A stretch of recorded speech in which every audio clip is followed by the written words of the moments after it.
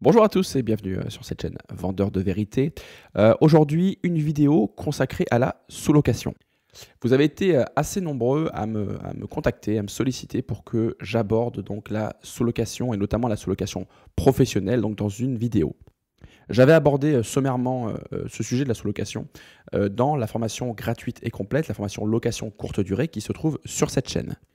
Et donc la vidéo d'aujourd'hui vient un petit peu comme un complément donc de cette formation. Les deux sont assez indissociables puisque effectivement lorsque vous souhaiterez exploiter donc un bien en sous-location via une stratégie de location courte durée, eh bien cette formation vous sera très utile.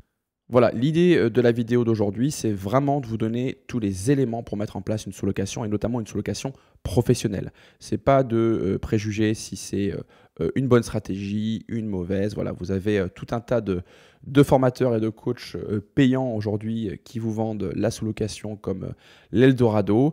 Vous avez d'ailleurs de plus en plus de coachs qui se copient entre eux sur ce sujet, puisque évidemment avec le durcissement des conditions d'accès au crédit, eh bien, il y a beaucoup de formations classiques de coachs qui deviennent un petit peu obsolètes. Donc beaucoup se tournent vers la sous-location. Et avant de démarrer, donc, je remercie un des abonnés de cette chaîne donc, qui nous a aidé à produire cette vidéo, notamment en nous fournissant le fameux bail commercial dérogatoire que je vous offrirai bien évidemment. Donc on le remercie et on remercie tous ceux qui nous soutiennent. Voilà, on démarre. Je vous laisse regarder donc le programme, le sommaire de différents aspects qui vont être abordés dans cette vidéo. Et commençons déjà par définir ce qu'est la sous-location. Alors concrètement, la sous-location, qu'est-ce que c'est? La sous-location, c'est une pratique par laquelle un locataire, eh bien, il va mettre tout ou partie du logement qu'il loue à la disposition d'un sous-locataire. Et ce, moyennant une contrepartie qui est la plus souvent financière. Alors, ce qu'il faut savoir, c'est que la sous-location, elle est en principe interdite. Ça, c'est prévu et précisé par l'article 8 de la loi du 6 juillet 89 sur les baux d'habitation à usage de résidence principale. Il y a évidemment une exception, c'est le cas où le propriétaire donne son accord. Alors, on va aborder dans un premier temps la sous-location classique et on va étudier donc les différentes règles pour pouvoir sous-louer un logement en sous-location classique. Alors la première étape, ça va être bien évidemment d'effectuer une demande au propriétaire. Cette demande, elle doit être effectuée donc en envoi recommandé avec avis de réception ou bien via un huissier. Ce qu'il faudra préciser dans le recommandé ou bien dans la lettre qui sera remise par l'huissier, c'est le montant du loyer et la durée de la sous-location. Deuxième étape, il vous faudra un accord écrit donc de la part du propriétaire du logement que vous souhaitez sous-louer.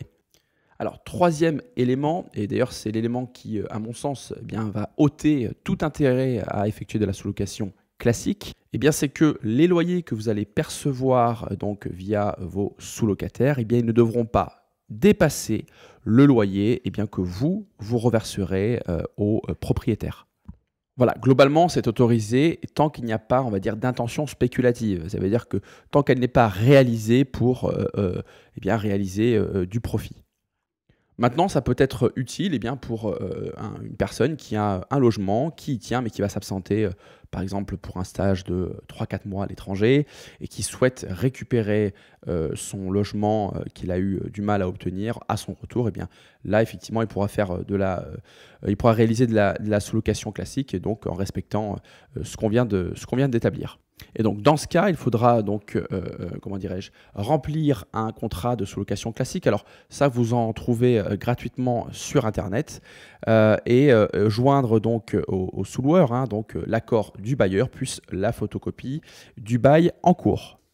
Alors, ce qu'il faut savoir également, c'est que donc, si vous effectuez de la sous-location classique et que le sous-loueur ne paie pas le loyer ou bien s'il commet des dégradations dans le logement, c'est le locataire qui sera responsable vis-à-vis du propriétaire, qui pourra d'ailleurs agir directement contre lui. C'est pourquoi il est vraiment fortement recommandé au locataire de formaliser cette sous-location pour encadrer juridiquement ses rapports avec son ou ses sous-locataires. Dernière précision, lorsque vous allez effectuer donc une demande auprès de votre bailleur pour effectuer de la sous-location classique, sachez qu'il pourra librement refuser cette proposition sans avoir à motiver son choix. Voilà, donc ça c'était un point sur la sous-location classique. On a vu peu d'intérêt puisqu'on ne peut pas récolter plus de loyers, plus de revenus locatifs que ce que nous versons aux bailleurs. Chose que peut permettre la sous-location professionnelle. Et on va voir ensemble comment s'y prendre pour pouvoir réaliser donc de la sous-location professionnelle de manière tout à fait légale. Alors on va voir deux options. Deux cas dans lesquels vous allez pouvoir donc effectuer cette sous-location professionnelle. Le premier, si vous êtes agent immobilier, donc avec une carte professionnelle, vous allez pouvoir exercer de la sous-location professionnelle de manière tout à fait légale, et ça, c'est prévu par la loi Hoguet. Deuxième option, deuxième cas, vous n'êtes pas agent immobilier, mais vous allez tout de même pouvoir réaliser de la sous-location professionnelle via un bail commercial dérogatoire spécifique que nous allons découvrir dans quelques instants. Simplement, sachez que vous allez pouvoir exercer cette activité via une structure dédiée, une société type micro-entreprise, SASU, EURL. On va bien évidemment étudier tout ça après avoir donc jeté un œil sur ce bail commercial dérogatoire. Bail qui, je le répète, sera donc offert. Vous aurez donc en description les modalités de récupération. Et bail qui, je le répète, donc va vous permettre de sous-louer de manière totalement légale en location courte durée, donc plus cher que le loyer que vous reversez au bailleur. En fait, ce contrat, il va vraiment formaliser votre activité de sous-loueur professionnel. Donc voyons ce bail, donc c'est un bail donc dérogatoire qui est spécifique et qui est à établir en principe par un avocat fiscaliste. Alors même si ce bail a bien évidemment un coût lorsque vous le faites établir par un avocat fiscaliste, il est loin, le tarif, il est très loin de ce qu'annoncent certains coachs qui prétendent que le prix de ce bail est de 6 000 €. Alors concrètement, ce bail commercial, il va s'articuler autour de 17 articles. Donc l'article 1, il va vous donner des informations donc, sur le type de bail. L'article 2, c'est tout simplement la désignation, donc la surface de l'appartement que vous allez prendre et le fait que vous déclarez donc avoir visité et examiné les lieux en estimant donc que tout était conforme à l'usage que vous entendiez en faire. L'article 3, ce sont les renseignements donc, qui concernent l'immeuble qui est loué, avec notamment l'état des risques naturels et technologiques, avec des annexes environnementales. L'article 4, il est particulièrement intéressant et important puisqu'il concerne la durée de ce bail. Durée qui est en principe ferme et qui est de 6 mois. Alors ce bail il va se reconduire tacitement à chaque fois pour des durées de 6 mois. Et en fait, chaque partie, donc le bailleur ou bien le preneur, aura une faculté de résiliation avec un préavis de 3 mois avant la date anniversaire du bail. Et une précision importante, en fait, la durée maximum du bail, elle sera de 3 années. Donc ça, c'est des éléments importants à prendre en compte parce que si vous investissez un certain budget dans le rafraîchissement ou dans la décoration d'un bien pour le louer en courte durée et puis que en fait, vous n'arrivez pas à amortir tout l'investissement au bout de quelques mois, ça peut être problématique dans la mesure où, d'une part, le propriétaire pourra résilier le bail s'il décide lui-même d'effectuer la location courte durée, ou bien si tout simplement vous allez au bout des 3 ans et qu'au bout de 3 ans, vous n'avez pas récupéré, on va dire, l'investissement qui a été réalisé au départ. L'article 5, lui, il va évoquer la destination en fait, des locaux. Et là, en l'occurrence, donc, ça va être à usage de location courte durée. L'article 6, il est également très important, assez dense, puisqu'il précise en fait toutes les conditions générales à votre exploitation. Il y a différents éléments qui seront évoqués comme l'entretien, les travaux, le paiement des taxes, les impôts, etc. Donc ça, c'est vraiment à étudier avec précision. Article 7, important également, puisqu'il concerne les assurances et toutes les obligations du locataire. On verra que ce sont des éléments qui sont importants lorsque vous souhaiterez convaincre un propriétaire, lui montrer que des dispositions liées donc, à l'assurance et donc à vos obligations sont prévues dans le bail. Alors, l'article 8, il évoque la responsabilité et plus précisément la responsabilité du preneur. L'article 9, donc c'est l'article sous-location-cession, article également très important. Pourquoi ? Parce qu'il précise qu'en tant que preneur, vous allez pouvoir librement sous-louer donc tout ou partie des locaux. Article 10, donc ça concerne le loyer, donc son montant et les conditions qui sont liées donc au paiement de votre loyer. Et comme vous pouvez l'observer, eh bien, sont prévues dans ce bail des pénalités de retard, hein, en cas de non-paiement à l'échéance du loyer donc par le preneur. Et donc ça, c'est des éléments qui peuvent être très rassurants pour le bailleur. Article 11, ça va concerner donc la révision du loyer. L'article 12, ça va donc évoquer eh bien, les modalités pour le paiement des charges.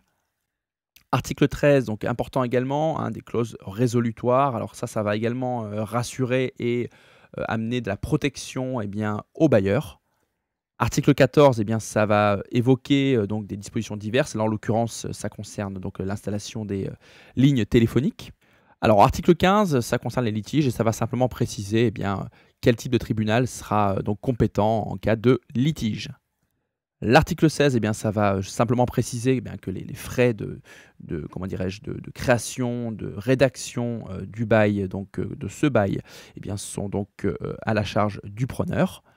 Et enfin, l'article 17, eh bien, il va évoquer l'élection de domicile donc, pour le preneur et pour le bailleur.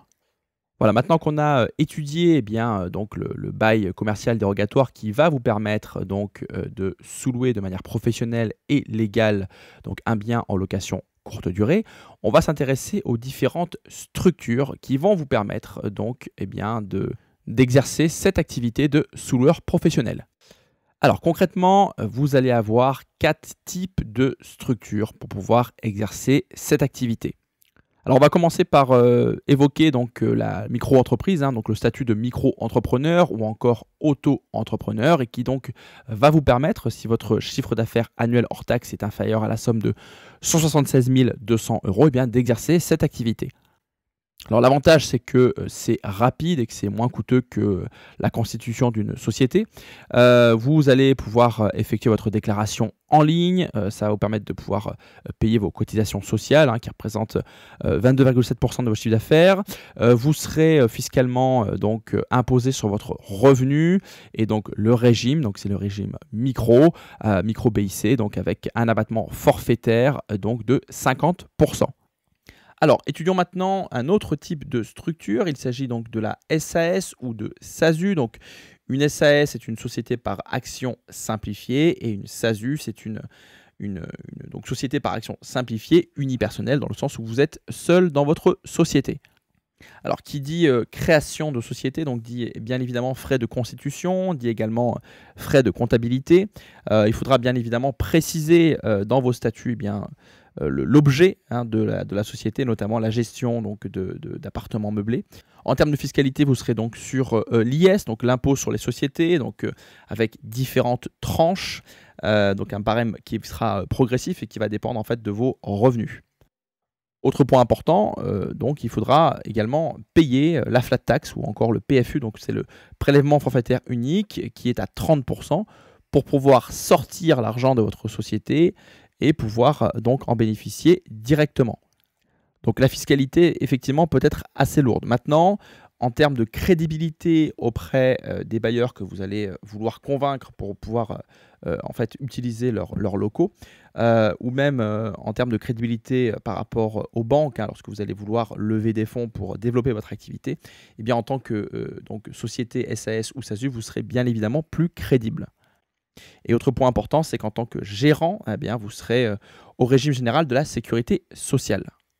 Abordons maintenant un autre type de structure, EURL et SARL. Alors, l'EURL, c'est une entreprise unipersonnelle à responsabilité limitée et la SARL, c'est une société à responsabilité limitée. Donc concrètement, il y aura également des frais de constitution pour créer votre société. Il y aura également des frais de comptabilité. En termes de revenus, on est également sur des BIC.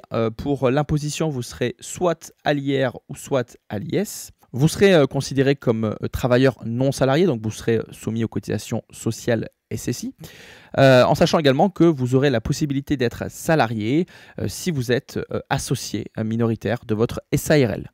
Et enfin, la dernière structure avec laquelle vous allez pouvoir exercer cette activité de sous-loueur professionnel, c'est l'EIRL, donc c'est une entreprise individuelle à responsabilité limitée. Alors l'un des avantages par rapport à la micro-entreprise, c'est qu'en EIRL, vous allez pouvoir bénéficier d'une protection de votre patrimoine personnel.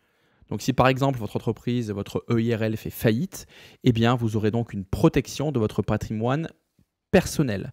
Ce qui n'est pas le cas dans le cadre d'une micro-entreprise où là, votre patrimoine professionnel, eh bien, il est équivalent à votre patrimoine personnel. Ce qui veut dire qu'en cas de faillite, à part votre résidence principale, eh bien, ça pourra impacter le reste de votre patrimoine immobilier. En termes de fiscalité, eh bien, vous serez sur une imposition de vos BIC, donc des bénéfices industriels et commerciaux. Vous pourrez être soit à l'IR ou soit à l'IS. Et en termes social, en termes de régime social, eh bien, vous serez considéré comme un travailleur non salarié et donc soumis aux cotisations SSI. Voilà, donc on a vu les différentes spécificités de chaque structure pour pouvoir exercer donc cette activité de sous-loueur professionnel. Alors chacun a ses objectifs qui sont différents et chaque structure va vous apporter des avantages sur un aspect, des inconvénients sur d'autres. Alors, ce qui se fait habituellement, c'est que pour découvrir cette activité, on l'exerce via donc un statut de micro-entrepreneur. Et puis, dès lors qu'on souhaite se professionnaliser, on opte pour une autre structure type SAS ou SASU. Alors, l'une des principales contraintes d'un sous-loueur professionnel, ça va être d'obtenir l'accord du propriétaire du bien qu'on souhaite exploiter en sous-location. Contrairement à un investisseur immobilier classique qui lui a besoin d'avoir l'accord de son banquier pour pouvoir réaliser une opération d'investissement locatif par exemple, en sous-loueur professionnel, en fait, on n'a pas besoin d'obtenir un accord et un crédit immobilier. On va exploiter un bien immobilier sans en être le propriétaire. Donc ça peut permettre à des personnes qui sont un petit peu bloquées en termes d'emprunt vis-à-vis des banques, de pouvoir continuer à générer des profits via l'exploitation de biens immobiliers. Maintenant, on n'est pas dans de l'investissement immobilier pur, on est plutôt dans l'entrepreneuriat. Ça veut dire qu'on a une société qui exploite et qui génère des profits avec des biens immobiliers qui ne nous appartiennent pas. Et donc, on l'a dit, l'une des principales contraintes pour pouvoir exercer cette activité va être de convaincre les propriétaires de nous laisser exploiter leurs biens.